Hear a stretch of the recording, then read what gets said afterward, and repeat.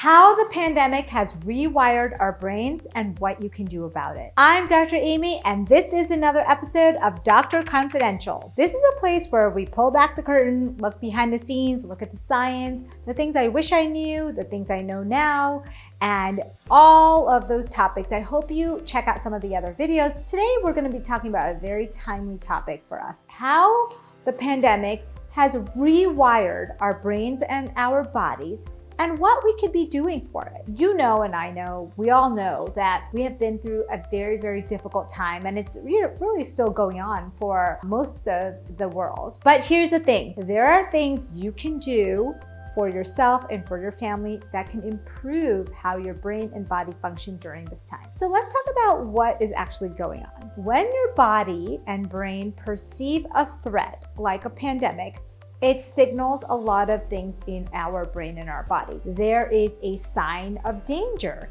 And when we can sense danger like war or famine or pandemic, our cortisol levels rise.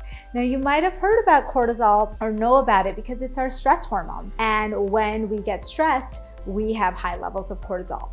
Now, when we're facing a very deadly threat like a pandemic, our whole population has felt this rise in cortisol. When cortisol rises, it creates a number of changes in our brain and in our hormones. So number one, the thing that happens is our blood glucose is rising because we want to mobilize all the blood sugar in our cells so that we can use it for immediate energy. So think about it this way. If we were running from a threat like an animal, or we were in a war or a time of extreme stress, we would need that extra energy to move quickly if we needed to. So if you're diabetic, you might have noticed that your blood sugars have been higher than they were, especially in the very beginning when the threat was new and very acute. What ends up happening is there is a change in our immune system. Our inflammatory hormones are released, and this is what we call chronic inflammation.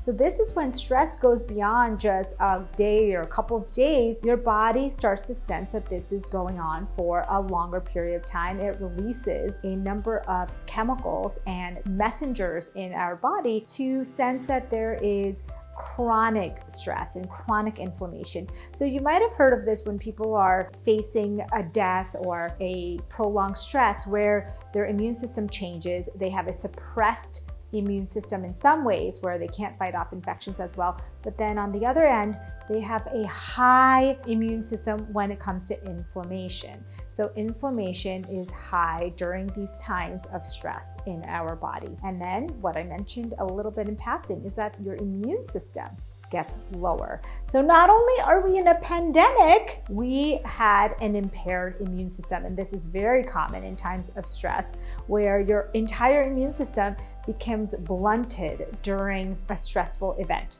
And so you're more likely to get sick, you're more likely to stay sick, and you're less likely to recover. And this goes for surgery, this goes for illness, this goes for mental health disorders, etc. So as a result of these changes, your brain becomes more wired to sense a threat, and it gets less likely or less sensitive to sense reward. And so during this time, we may feel hypersensitive to threats in our daily lives. We may become really anxiety-ridden. We may be less sensitive to rewards. The rewards that made us feel good in the pre-pandemic state may not have the same effects during the pandemic. The other thing that has really changed our brains and our bodies during the pandemic is the loss of connection. Now, we know through research that connection is a large player in our health. In fact, when they look at the blue zones, the areas of the world that have the longest living people over the age of 100, these people share a few things in common. And one of them is that they all have some sort of connection in they have a community, or they have a few good friends or neighbors or people that they can count on, or that notice that they haven't, come to the market in a couple of days or are missing. These connection points are extremely important in our health and happiness and longevity. And so when you lose connection like we did during the pandemic, because we had to be indoors with our family, some people just lived alone. And this really resulted in a loss of connection for them. And a loss of connection not only made them depressed, but they've also changed things in their body that is lowering length of life, that is lowering levels of life satisfaction. And we try to get some of that through Zoom and phone. We really can't replace that loss of connection, especially for those people who are living by themselves. For long periods of time, we spent time alone or in our homes or just with the immediate people. And that can be very lonely and depressing. And that can really lower your levels of energy and your levels of focus and really length of life. And so these are the things that have been happening to our brain during the pandemic. So you might be asking, the next logical question is, what can we do about it? So number one is just reverse engineer some of these things. Let's start with connection. Connection is more important than ever. This is true for children and elderly and people who live alone, especially. Those people need support. If you are a parent, or if you're taking care of an elderly, or if you're a family member, or if you're feeling kind of alone and depressed yourself, seek out connection. Now, this doesn't mean you need to have hundreds of friends. Really, the research shows 2 to 5 people who you can count on, who you can share some good news or bad news with, people who might notice if you're, feeling well or not around, and really seek out those connection points. For children, might be playing outdoors, and remember that children can get depressed as well. And so number 2 is, when we talk about cortisol levels impairing your immune system, increasing inflammatory factors, and increasing your blood glucose levels, counteract these things by really decreasing your cortisol.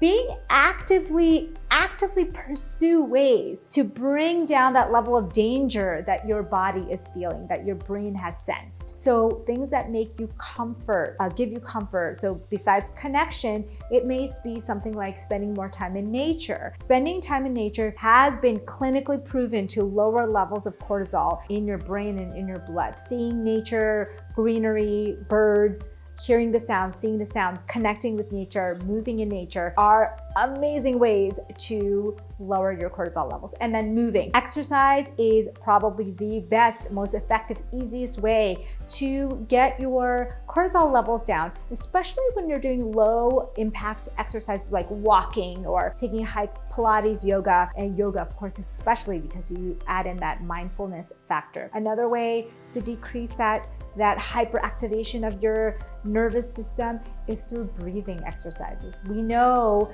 that our physiological sigh, the very slow exhale that you take, is a way to calm your autonomic nervous system, bring down those levels of cortisol. So really taking some time to breathe slowly, especially the exhale. Maybe you do a meditation practice, or maybe you just do some natural slow exhales, maybe 3 to 5 2 times a day. These are all ways that you can rewire your body and get yourself into a state of happiness, into feeling reward, to feel relaxed, and to move forward with creativity and focus and energy the way that you would like. So I hope you found this helpful, and I hope you will not let any of these external events affect you in the long term, and you can use some of these tools to get you back on track. Thanks for watching, and check out some of my other videos. Take care.